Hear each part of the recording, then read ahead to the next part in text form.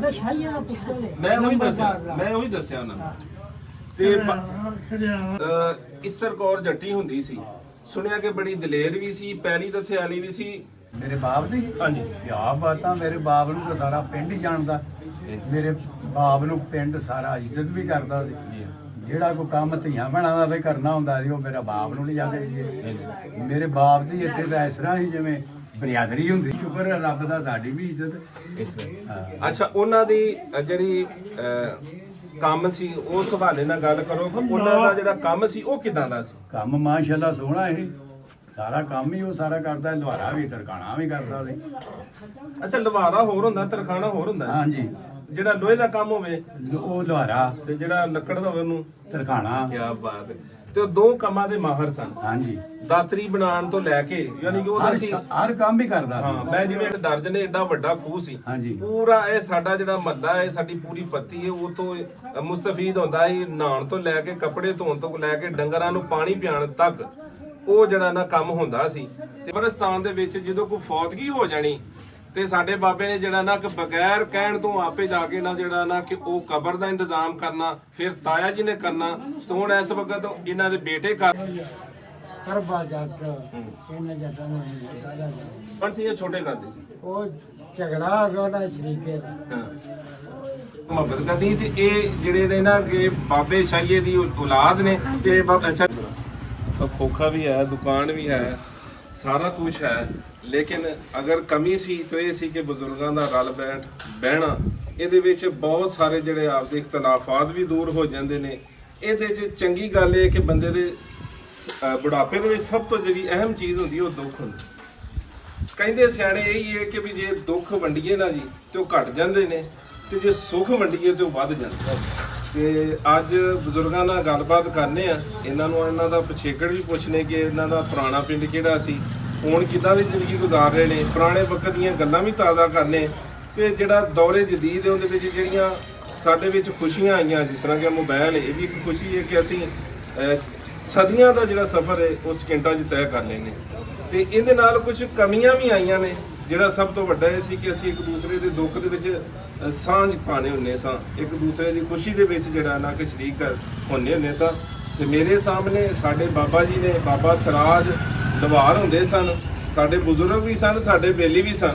ਤੇ ਉਹਨਾਂ ਦੇ ਸਾਹਿਬਜ਼ਾਦੇ ਬੈਠੇ ਨੇ ਤੇ ਉਹਨਾਂ ਨਾਲ ਗੱਲਬਾਤ ਸ਼ੁਰੂ ਉਹਨਾਂ ਤੋਂ ਹੀ ਕਰਨੇ ਆ। ਤੇ ਬਾਕੀ ਸਾਰੇ ਬਜ਼ੁਰਗਾਂ ਨਾਲ ਅਸੀਂ ਥੋੜੀ ਥੋੜੀ ਗੱਲ ਕਰਾਂਗੇ।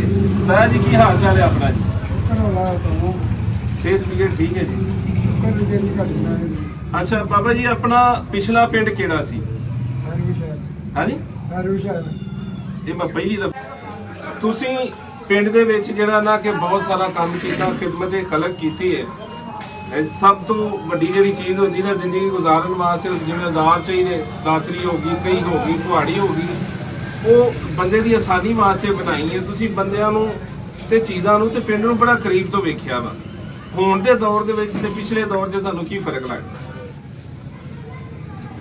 ਉਦੋਂ ਲੋਕਾਂ ਦੇ ਵਿੱਚ ਜਿਹੜਾ ਹਯਾ ਜ਼ਿਆਦਾ ਸੀ ਜਾਂ ਹੁਣ ਜ਼ਿਆਦਾ ਵਾ?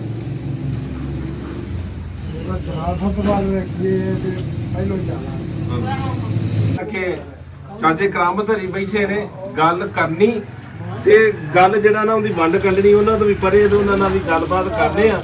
ਤੇ ਤਾਇਆ ਜੀ ਨੇ ਸਾਨੂੰ ਆਪਦਾ ਪਿਛਲਾ ਪਿੰਡ ਦੱਸਿਆ ਵਾ। ਤੇ ਸਾਰਾ ਪਹਿਲਾ ਸਵਾਲ ਜਿਹੜਾ ਨਾ ਚਾਚੇ ਕਰਾਮਤ ਤੋਂ ਹੀ ਕਰਨੇ ਕਿ ਚਾਚਾ ਜੀ ਕੀ ਹਾਲ ਚਾਲ? ਠੀਕ ਹੋ? ਕਿਹੜੀ ਬਰਾਦਰੀ ਨਾਲ ਆਪਣਾ? ਸੱਕੇ ਆ ਜੀ। ਤੇ ਇਹ ਦੱਸੋ ਆਪਣਾ ਪਿਛਲਾ ਪਿੰਡ ਕਿਹੜਾ? ਸਾਡਾ ਪਿੰਡ ਪਵਾਨ ਡੱਲ ਡਲੀਰੀ ਦੇ ਕੋਲ। ਵੇ ਦੱਸ ਦੇ ਕਿ ਅੰਮ੍ਰਿਤਸਰ ਦੇ ਵਿੱਚ ਐ ਹੁੰਦਾ ਤੁਸੀਂ ਲੱਗਦਾ ਸਿਆਣਾ ਕੋਈ ਬੈਠੇ ਨਹੀਂ ਐ ਹੁਣ ਬਹਿਣ ਲੱਗੇ ਨੇ। ਅੱਛਾ, ਇਹ ਦੱਸੋ ਕਿ ਜਿਹੜੇ ਲਾਗੇ ਬੰਨੇ ਪਿੰਡ ਸਨ ਉਹ ਕਿਹੜੇ ਕਿਹੜੇ ਸਨ? ਇਹ ਨਾਭਾ ਪਟਿਆਲਾ ਸੀ, ਅੱਛਾ ਜੀ, ਅੰਮ੍ਰਿਤਸਰ ਸੀ, ਕਾਲੀਆ ਸਕੱਤਰਾ ਸੀ, ਇਹ ਗੁਜਰਾਤ ਸੀ, ਜੇਲਮ ਸੀ, ਇਹ ਸਾਰੇ ਇਲਾਕਾ ਇਹਦਾ ਤਰਨਤਾਰਨ ਸੀ, ਵਾਂ ਡੱਲ ਡਲੀਰੀ ਨਾਲ ਉਹ ਸਾਡਾ ਪਿੰਡ ਸੀ ਪਿਛਲਾ। ਅੱਛਾ ਅੱਛਾ, ਹਾਂ ਠੀਕ ਹੋ ਗਿਆ। ਅੱਛਾ, ਇਹ ਦੱਸੋ ਕਿ ਆਪਣੇ ਜਦੋਂ ਵੰਡ ਹੋਈ ਤੁਹਾਡੀ ਤਾਂ ਪੈਦਾਇਸ਼ ਇੱਧਰ ਦੀ ਸੀ? ਇੱਧਰ ਦੀ ਆ, ਸਾਡੇ ਪਿਓ ਦੀ ਵੀ ਇੱਧਰ ਦੀ, ਉਹਨਾਂ ਦੀ ਵੀ ਇੱਧਰ ਸੀ? ਉਹਨਾਂ ਦੀ ਵੀ ਇੱਧਰ ਦੀ ਆ। ਸਾਡਾ ਦਾਦਾ ਆਇਆ ਸੀ ਇੱਧਰ ਪੂਰੇ ਵਿੱਚ। ਠੀਕ ਹੋ ਗਿਆ। ਔਰ ਉਹਦੇ ਨਾਲ ਇੱਕ ਕਿੱਸਾ ਵੀ ਮਸ਼ਹੂਰ ਹੈ ਕਿ ਜਿਹੜਾ ਤੁਹਾਡਾ ਦਾਦਾ ਆਇਆ ਸੀ ਨਾ, ਇਸ ਪਿੰਡ ਦੀ ਬੜੀ ਵੱਡੀ ਨਾਮਲੇਵਾ ਜਿਹੜੀ ਹਸਤੀ ਸੀ ਨਾ, ਇਸਰ ਕੌਰ, ਹਾਂਜੀ, ਜਿਹਨੂੰ ਇਸਰੋ ਜੱਟੀ ਕਹਿੰਦੇ ਪਿੰਡ ਵਾਲੇ, ਉਹਨਾਂ ਦੇ ਡੋਲੇ ਦੇ ਨਾਲ ਆਇਆ ਸੀ। ਉਹਦੇ ਬਾਰੇ ਕੋਈ ਗੱਲਬਾਤ ਛੋਟੀ ਜਿਹੀ ਮੁਖਤਸਰ ਜੀ ਜਿਹੜੀ? ਉਹਦੇ ਬਾਰੇ ਭਾਈ ਉਦੋਂ ਇਹ ਅਸੀਂ ਪਾਣੀ ਛਾਣੀ ਭਰਦੇ ਸਾਂ। ਅੱਛਾ, ਉਦੋਂ ਇਹ ਨਵੇਂ ਆਏ ਸਨ। ਇਹ ਸਾਡਾ ਦਾਦਾ ਸਤਰਦੀਨ ਸੀ ਦਾ ਨਾਮ, ਸਾਡੇ ਪਿਓ ਦਾ ਨਾਂ ਸੂਬਾ ਸੀ ਲੰਨਾ ਕਰਾਮਤ ਠੀਕ ਤੇ ਉਹ ਉਹਨਾਂ ਦਾ ਪਾਣੀ ਭਰਦੇ ਸੀ। ਠੀਕ ਹੋ ਗਿਆ। ਪਾਣੀ ਛਾਣੀ ਭਰਦੇ ਸੀ, ਕਹਾਣੀਆਂ ਉਦੋਂ ਬਣਾਉਂਦੇ ਸੀ, ਇਹ ਮਕਾਨ ਪਾਉਣ ਲੱਗੇ ਤੇ ਉਦੋਂ ਮਕਾਨਾਂ ਦੇ ਵਿੱਚ ਆਣ ਕੇ ਤੇ ਉਹਨਾਂ ਨੇ ਉਦੋਂ ਫਿਰ ਸਾਡੇ ਨਾਲ ਰਹਿਣ ਬਹਿਣ ਡਿਆ ਪਈ। ਫਿਰ ਸਾਨੂੰ ਉਹਨਾਂ ਕੰਮ ਨਹੀਂ ਦਿੱਤਾ ਕਿ ਇਹ ਹਵੇਲੀਆਂ ਸਨ, ਜੱਟਾਂ ਦੀਆਂ ਹਵੇਲੀਆਂ ਵਿੱਚ ਸਾਡੀ ਅੱਛਾ ਇਹ ਦੱਸੋ ਕਿ ਉਦੋਂ ਪਿੰਡ ਪੱਕਾ ਸੀ ਜਾਂ ਕੱਚਾ ਸੀ? ਨਹੀਂ, ਉਦੋਂ ਪਿੰਡ ਕੱਚਾ ਸੀ। ਜਿਹੜੇ ਸਾਰੇ ਨੂੰ ਗਰੀਬਾਂ ਲੋਕਾਂ ਦੇ ਮਕਾਨ ਸਾਰੇ ਕੱਚੇ ਸੀ, ਜਿਹੜੇ ਜੱਟਾਂ ਦੇ ਮਕਾਨ ਸੀ ਇਹ ਪੱਕੇ। ਔਰ ਇਹਨੂੰ ਉਦੋਂ ਵੀ ਮਹੱਲਾ ਵਾਲਾ ਪਿੰਡ ਜਾਂ ਹਵੇਲੀਆਂ ਦਾ ਪਿੰਡ ਕਿਹਾ ਜਾਂਦਾ ਹੈ ਕਿ ਜਿਹਦੇ ਪਿੰਡ ਦੀ ਬੁਨਿਆਦ ਜਿਹੜੀ ਰੱਖੀ ਸੀ ਨਾ ਇੰਦਰ ਸਿੰਘ ਪੈਂਚ ਨੇ ਜਾਂ ਉਹਨਾਂ ਦੀ ਬਰਾਦਰੀ ਨੇ। ਸੁਣਨ ਦੇ ਵਿੱਚ ਇਹ ਆਇਆ ਕਿ ਇਹ ਦੁਬਾਰਾ ਇੱਕ ਦਫਾ ਤਾਂ ਪਿੰਡ ਉਜੜਿਆ ਵੀ ਸੀ। ਇਹ ਦੁਬਾਰਾ ਜਦੋਂ ਵਸਿਆ ਨਾ ਜੀ, ਇਹਦੇ ਚ ਪਹਿਲੀ ਪਈ ਹਵੇਲੀ ਹੈ ਜਾਂ ਕੋਠੀ, ਉਦੋਂ ਉਸ ਦੌਰ ਦੇ ਵਿੱਚ ਹਵੇਲੀ ਜਾਂ ਡਿਊਰੀ ਪਾਣਾ ਬੜੀ ਵੱਡੀ ਗੱਲ ਹੁੰਦੀ ਸੀ। ਅੱਛਾ ਇਸ ਬਾਰੇ ਦੱਸੋ ਕਿ ਜਿਹੜਾ ਆ ਆਪਣਾ ਚੌਕ ਕਲਸੀਆਂ ਵਾਲਾ ਚੌਕ, ਮੈਂ ਇਹਦੀ ਵੀਡੀਓ ਵੀ ਪਾਈ, ਲੋਕਾਂ ਨੇ ਬੜੀ ਪਿਆਰ ਦਿੱਤਾ ਉਸ ਵੀਡੀਓ ਨੂੰ ਵੀ।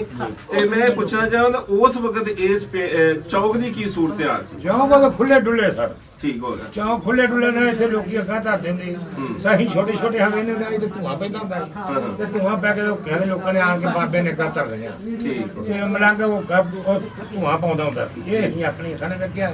ਇਹ ਖੂਹ ਜਾਰੀ ਸੀ, ਜੋ ਸੱਕਾ ਇਹ ਖੂਹ ਤੇ ਪਾਣੀ ਭਰਦਾ ਸੀ, ਚੌਰੀਆਂ ਦੇ ਘਰਾਂ 'ਚ ਪਾਣੀ ਪਾਉਂਦੇ ਸੀ, ਦਾਣਾ ਫੱਕਾ ਮਿਲਦਾ ਸੀ, ਉਹ ਮੈਂ ਛਾਣੇ ਦੌਰ ਸਾਦਾ ਸੀ, ਸਾਦਾ ਦੌਰ ਜਿਹੜਾ ਨਾ ਕਿ ਉਹ ਗਰੀਬੀ ਦਾ ਸੀ, ਪਰ ਲੋਕ ਉਦੋਂ ਖੁਸ਼ ਸੱਚੇ ਤੇ ਸੁੱਚੇ ਲੋਕ ਸਨ। ਹਾਂ, ਸੱਚੇ ਤੇ ਸੁੱਚੇ ਲੋਕ ਇੱਕ ਦੂਸਰੇ ਦੇ ਕੰਮ ਆਉਣ ਵਾਲਾ। ਹਾਂਜੀ। ਇੰਝ ਹੀ ਕਹਿ ਲਓ, ਜੇ ਲੋੜ ਪੈ ਗਈ ਹੈ ਨਾ ਦੁੱਧ ਦੀ ਹਾਂਜੀ ਤੇ ਉਹਨੇ ਫੜਾ ਦਿੱਤਾ, ਤੂੰ ਪੀ ਲੈ ਮੈਂ ਫੇਰ ਅਸੀਂ ਇਹਨੇ ਜੱਟਾਂ ਦੇ ਘਰ 'ਚ ਪਾਣੀ ਭਰਦਾ, ਸਾਡਾ ਪਿਓ ਦਾ ਸੀ। ਜਦੋਂ ਮੇਰੇ ਮੋਢੇ ਤੇ ਮਸ਼ਕ ਹੋਈ ਨਾ, ਮੈਨੂੰ ਉਦੋਂ ਕੰਮ ਆਖਿਆ ਜੀ। ਹਾਂਜੀ ਜਦੋਂ ਮੈਂ ਮਸ਼ਕ ਲਾਤੀ ਉਦੋਂ ਮੈਂ ਕਿਸੇ ਨੂੰ ਨਹੀਂ ਆਖਦਾ ਹਾਂਜੀ। ਤੇ ਜਿਹਨੂੰ ਜਾ ਕੇ ਪੁੱਛਣਾ ਵੀ ਦਾਣੇ ਮਣ ਚਾਹੀਦੇ, 2 ਮਣ ਚਾਹੀਦੇ, ਦੁੱਧ ਚਾਹੀਦਾ, ਉਹਨੇ ਨਾ ਲੈ ਜਾ ਬਾਬਾ, ਇਸ ਤਰ੍ਹਾਂ ਹੀ। ਲੈ ਕੇ ਉਹਨੇ ਘਰ ਨੂੰ ਆ ਜਾ। ਹਾਂਜੀ। ਹਾਂਜੀ ਅੱਛਾ ਹੁਣ ਅਸੀਂ ਗੱਲ ਕਰਨੇ ਆ ਚਾਚਾ ਜੀ ਨਾਲ। ਇਹਨਾਂ ਦੀ ਉਮਰ ਜਿਹੜੀ ਹੈ ਨਾ 47 ਤੋਂ ਬਾਅਦ ਦੀ ਹੈ, ਲੇਕਿਨ ਗੱਲਾਂ ਇਹ ਵੀ ਜਿਹੜੀਆਂ ਬੜੀਆਂ ਸੁੱਚੀਆਂ ਤੇ ਸੱਚੀਆਂ ਕਰਨ ਦੇ, ਕਿਉਂਕਿ ਆਪਾਂ ਗੱਲ ਹੀ ਉਹਨਾਂ ਤੋਂ ਇਹ ਹੀ ਪੁੱਛਣੀ ਹੈ। ਅੱਛਾ ਚਾਚਾ ਹੁਣ ਤੁਸੀਂ ਇਹ ਦੱਸੋ, ਜਿਹੜਾ ਵਕਤ ਤੁਸੀਂ ਗੁਜ਼ਾਰ ਰਹੇ ਜੀ, ਮੈਂ ਇਹਨੂੰ ਵੀ ਰਹਿਣਾ ਤੁਸੀਂ ਦੱਸ, ਜਿਹੜਾ ਤੁਸੀਂ ਵਕਤ ਗੁਜ਼ਾਰ ਰਹੇ ਹੋ, ਆਪਾਂ ਬਚਪਨ 'ਚ ਚਲੇ ਜਾਈਏ, ਗਲੀਆਂ ਮਹੱਲਿਆਂ ਦੇ ਵਿੱਚ ਜਿਹੜੇ ਸਾਡੇ ਬਜ਼ੁਰਗ ਸਨ ਨਾ, ਉਹ ਸਾਨੂੰ ਉਹਨਾਂ ਕੋਲ ਗੱਲ ਪੁੱਛਣੀ ਨਾ ਜਾਂ ਵੇਖ ਲੈਣਾ ਵੀ ਇਹ ਗਲੀ 'ਚ ਖੜਾ ਤਾਂ ਉਹਨਾਂ ਨੂੰ ਵੇਖ ਕੇ ਭੱਜ ਜਾਈਦਾ। ਹੁਣ ਵੀ ਇਹ ਦੌਰ ਹੈ ਕਿ ਨਹੀਂ? ਬੱਚੇ ਵੱਡਿਆਂ ਦਾ ਕਹਿਣਾ ਮੰਨਦੇ ਕਿ ਨਹੀਂ? ਨਹੀਂ ਉਹ ਦੌਰ ਹੋਈ। ਇਹ ਵਿਗਾੜ ਕਿਉਂ ਪੈਦਾ ਹੋਇਆ? ਆਪਣੀ ਤਰਬੀਅਤ 'ਚ ਕਮੀ ਸੀ ਜਾਂ ਮੁੰਡਿਆਂ ਦੇ ਸਮਝਣ 'ਚ ਕਮੀ ਸੀ ਜਾਂ ਆਪਣੇ ਸਮਝਾਉਣ 'ਚ ਕਮੀ ਸੀ? ਨਾ ਸਮਝਾਉਣ 'ਚ ਕਮੀ ਹੈ, ਨਾ ਮੁੰਡਿਆਂ 'ਚ ਕਮੀ ਹੈ। ਇਹ ਸਾਰੀ ਕਮੀਆਂ ਜਿਹੜੀਆਂ ਨੇ ਨਾ, ਇਹ ਅੱਲਾ ਦੀ ਸਪੋਰਟ ਦੀ ਯਾਨੀ ਕਿ ਕਹਿ ਲਓ ਵਕਤ ਹੀ ਐਵੇਂ ਦਾ ਜਾ ਰਿਹਾ ਵਾ। ਵਕਤ ਹੀ ਐਵੇਂ ਦਾ ਇਹ ਜਾ ਵਕਤ ਰਿਹਾ। ਨੂੰ ਮਾਰ ਇੰਜ ਵੱਜ ਗਈ ਕਿ ਵੀ ਅਸੀਂ ਵੱਡੇ ਛੋਟੇ ਦਾ ਜਿਹੜਾ ਨਾ ਕਿ ਖਿਆਲ ਭੁੱਲ ਗਏ। ਭੁੱਲ ਗਏ। ਮੈਂ 2 ਦਿਨਾਂ ਨਾ ਬਜ਼ੁਰਗਾਂ ਨੂੰ ਬਾਈਪਾਸ ਕਰਕੇ ਨਾ, ਤੇ ਮੈਂ ਪਿੰਡ ਜਿਹੜਾ ਚੌਕ ਸਾਡਾ, ਥੋੜਾ ਜਿਹੀ ਜਗ੍ਹਾ ਵੀ ਦੇ ਦਿਓ, ਦਿਨ 'ਚ ਤੁਸੀਂ ਜਗ੍ਹਾ ਦੇ ਦਿਓ, ਥੋੜੀ ਬਹਿਣ ਵੀ ਦਿਓ। ਤੇ ਮੈਂ ਇਸ ਵਕਤ ਨਾ ਕਲਸੀਆਂ ਵਾਲੇ ਚੌਕ ਦੇ ਵਿੱਚ ਬੈਠਾ ਹਾਂ। ਤੇ ਕਲਸੀਆਂ ਵਾਲਾ ਚੌਕ ਕਿਉਂ ਕਿਹਾ ਜਾਂਦਾ, ਕਲਸੀਆਂ ਵਾਲੀ ਮਸਜਿਦ ਕਿਉਂ ਕਹੀ ਜਾਂਦੀ ਹੈ? ਤੇ ਮੈਂ ਬਜ਼ੁਰਗ ਕੋਲੇ ਬੈਠੇ, ਉਹਨਾਂ ਤੋਂ ਨਾਮ ਉਹਨਾਂ ਦੀ ਜ਼ੁਬਾਨੀ ਹੀ ਪੁੱਛਣੇ ਆ ਬਾਬੇ ਕੋਲੋਂ, ਤੇ ਉਹ ਇਸ ਪਿੰਡ ਦੇ ਬਾਰੇ ਵੀ ਦੱਸਣ ਦੇ ਤੇ ਪਿਛਲਾ ਪਿੰਡ ਵੀ ਦੱਸਣ ਦੇ। ਅਸਲਾਮ ਅਲੈਕਮ ਬਾਬਾ ਜੀ, ਕੀ ਹਾਲ ਚਾਲ ਜੀ? ਠੀਕ ਹੈ ਜੀ, ਠੀਕ ਠਾਕ। ਆਪਣਾ ਨਾਮ ਦੱਸਿਆ ਜੇ? ਆਪਣਾ ਨਾਮ ਮੁਹੰਮਦ ਮਸ਼ਕੂਰ। ਤੇ ਸਾਡੇ ਬਾਬੇ ਦਾ ਕੀ ਨਾਮ ਸੀ, ਤੁਹਾਡੇ ਵਾਲਿਦ ਦਾ? ਮੁਹੰਮਦ ਸ਼ਰੀਫ ਕਲਸੀਆਂ ਵਾਲਾ। ਅੱਛਾ ਇਹ ਦੱਸੋ, ਕਲਸੀਆਂ ਵਾਲਾ ਜਿਹੜਾ ਪਿੰਡ ਸੀ ਤੁਹਾਡਾ, ਤੇ ਉਹ ਕਿੱਥੇ ਕਰਕੇ ਆਉਂਦਾ ਸੀ ਚੜ੍ਹਦੇ ਪੰਜਾਬ ਦੇ ਵਿੱਚ? ਨਹੀਂ ਲੇਕਿਨ ਉਹ ਦੱਸਦੇ ਤਾਂ ਹੁੰਦੇ ਨਾ ਬਜ਼ੁਰਗ ਆਪਣੇ ਕਲਸੀਆਂ ਵਾਲੇ ਦੇ ਪਿੰਡ, ਆ ਫਲਾਨਾ ਪਿੰਡ ਸੀਗਾ ਇਸ ਤਰ੍ਹਾਂ। ਉਹਨਾਂ ਨੇ ਮੈਂ ਆਪ ਹੀ ਨਹੀਂ ਕੀਤੀ। ਇੱਕ ਮਿੰਟ। ਅੱਛਾ ਜੀ, ਇਹ ਜਿਹੜਾ ਤੁਸੀਂ ਪਿੰਡ ਦੱਸੇ ਗਵਾਂਢ, ਫਿਰ ਦੁਬਾਰਾ ਦੱਸਿਆ ਜੀ ਵਿੱਚ। ਇਹ ਪਿੰਡ ਵਰਨਾਲਾ, ਕਰਿਆਲਾ, ਅਲਗੋਂ, ਇਹ ਇਕੱਠੇ ਪਿੰਡ ਸਾਰੇ ਲਾਗੋ ਲਾਗੇ। ਠੀਕ ਹੋ ਗਿਆ। ਅੱਛਾ ਤੁਸੀਂ ਕਲਸੀਆਂ। ਇਹ ਜਦੋਂ ਤੁਸੀਂ ਮਤਲਬ ਤੁਹਾਡੀ ਪੈਦਾਇਸ਼ ਕਿੰਨੀ, ਉਮਰ ਕਿੰਨੀ ਹੋ ਗਈ ਅभी तक? ਉਮਰ ਮੇਰੀ 80 ਸਾਲ ਦੀ ਹੋ ਗਈ ਹੈ। ਮਾਸ਼ਾਅੱਲਾ, ਯਾਨੀ ਕਿ 47 ਦੇ ਬਿਲਕੁਲ ਕਰੀਬ ਸੀ। ਇਹ ਦੌਰਾਨ ਕਿਹਾ ਇੱਕ ਪੈਦਾਇਸ਼ ਇੱਧਰ ਹੋਈ। ਠੀਕ ਹੋ ਜਦੋਂ ਗਿਆ। ਯਾਰੇ ਪਏ ਨੇ ਹਾਂਜੀ। ਤੇ ਯਾਰਾਂ ਤੋਂ ਮਗਰੋਂ 2-3 ਸਾਲ ਇੱਧਰ ਪੈਦਾਇਸ਼। ਜਿਹੜੇ ਆਪਣੇ ਬਾਬਾ ਜੀ, ਬਾਬਾ ਸ਼ਰੀਫ, ਉਹ ਦੱਸਦੇ ਨੇ ਕਿ ਜਿਹੜੇ ਜਦੋਂ ਜਾੜੇ ਪਏ ਨੇ ਤੇ ਜਦੋਂ ਇੱਧਰ ਆਏ, ਜ਼ਾਹਰ ਇੱਕ ਬੰਦਾ ਘਰ ਬੂਆ ਮਾਲ ਡੰਗਰ ਛੱਡ ਕੇ ਆਇਆ, ਤੇ ਉਦੋਂ ਕੀ ਸੂਰਤ ਹਾਲ ਸੀ? ਉਦੋਂ ਕਿੰਨੀ ਕੁ ਭੁੱਖ ਸੀ ਜਾਂ ਕਿੰਨਾ ਕੁ ਬੁਰਾ ਵਕਤ ਵੇਖਿਆ? ਉਹ ਸਾਡੇ ਵੱਡਿਆਂ ਤੇ ਨਾ 2-3 ਦਿਨ ਭੁੱਖ ਵੀ ਆਈ ਤੇ ਬਾਦੀ ਵੀ ਆਈ ਬੜੀ। ਦੋ ਤਿੰਨ ਰਾਤ ਪਿਛਾਂ ਭੁੱਖਾ ਹੀ ਇੱਥੇ ਆ ਕੇ ਬੜੀ ਬਾਦੀ ਹੋ ਗਈ। ਠੀਕ ਹੈ। ਯਾਨੀ ਕਿ ਹੁਣ ਤਾਂ ਅੱਲਾ ਦਾ ਸ਼ੁਕਰ ਹੈ, ਹਰ ਚੀਜ਼ ਵਾਧੂ ਹੈ, ਸ਼ੁਕਰ ਅੱਲਾ ਦਾ। ਜੇ ਗਵਰਨਮੈਂਟ ਨੇ ਸਾਥ ਦਿੱਤਾ ਜ਼ਿਮੀਂਦਾਰਾਂ ਤੇ ਹੁਣ ਵੀ ਇੰਨੀ ਮਰਦੇ ਤੇ ਥੋੜੀ ਜਿਹੀ ਮਹਿੰਗਾਈ ਤੇ ਘੱਟ ਕਰੇ, ਥੋੜਾ ਜਿਹਾ 1 ਮਿੰਟ ਦਾ ਨਾ ਉਹ ਫਿਰ ਆਵਾਜ਼ ਵਿੱਚ ਜਾਣੀ ਹੈ ਤੇ ਆਪਣੀ ਆਵਾਜ਼ ਦੀ ਸਮਝ ਨਹੀਂ ਲੱਗਣੀ। ਅੱਛਾ ਮੈਨੂੰ ਇਹ ਦੱਸੋ ਕਿ ਜਦੋਂ ਸਾਡੇ ਦਾਦੇ ਸਨ, ਤੁਹਾਡੇ ਵਾਲਦ ਸਾਹਿਬ ਸਨ, ਉਹਨਾਂ ਉਹ ਘਰ ਜਿਹੜਾ ਨਾ ਕਿ ਆਪਦਾ ਜਿੰਦ ਬੂਆ ਛੱਡ ਕੇ, ਮਾਲ ਡੰਗਰ ਛੱਡ ਕੇ ਆਏ, ਆਪਣਾ ਆਪ ਹੀ ਲੈ ਕੇ ਆਏ। ਜਦੋਂ ਕਿਤੇ ਰੌਂ ਚ ਆਉਂਦੇ ਹੁੰਦੇ ਸੀ, ਯਾਦ ਕਰਦੇ ਸੀ ਆਦੇ ਪਿੰਡ ਨੂੰ? ਇਹ ਕੱਢ ਲਈ ਆ ਸਾਡਾ ਪਿੰਡ ਕਲਸੀਆਂ ਲਾਗੇ ਵਰਨਾਲਾ ਘਰਿਆਲਾ ਸਾਡੇ ਰਿਸ਼ਤੇ ਲਾਗੇ। ਇਹ ਫਿਰ ਘਰਿਆਲੇ ਮਾਲ ਡੰਗਰ ਲੈ ਕੇ ਘੋੜੀਆਂ ਉੱਥੇ ਆਣ ਕੇ ਛੜਤੀਆਂ ਸਾਡਿਆਂ ਵੱਡਿਆਂ ਨੇ ਗਾਂ ਨਹੀਂ ਆਈਆਂ। ਉੱਥੇ ਛੜਤਾ ਮਾਲ ਚੋਖਾ ਸੀ, ਘੋੜੀਆਂ ਸੀ ਛੜਤੀਆਂ। ਇੱਧਰ ਆ ਦੋ ਜਾਨਾਂ ਲੈ ਕੇ ਆਏ। ਅੱਛਾ ਇਹ ਜਿਹੜਾ ਨਾ ਕਿ ਪਿੰਡ ਤੁਹਾਡਾ ਨਾ ਕਲਸੀਆਂ ਸੀ, ਠੀਕ ਹੋ ਗਿਆ। ਇਹ ਆਪਣੇ ਬਾਰਡਰ ਤੋਂ ਕਿੰਨਾ ਕੁ ਦੂਰ ਹੈ? ਇਹ ਬੱਟ ਤੋਂ ਕੋਲ ਅਸੀਂ ਮੇਰਾ ਕਿੰਨਾ ਦੂਰ ਹੈ? ਵੀ ਲਾਗੇ ਦੱਸਦੇ ਨੇ ਕਿ ਥੋੜਾ ਹਟਵਾ ਦੱਸਦੇ ਨੇ?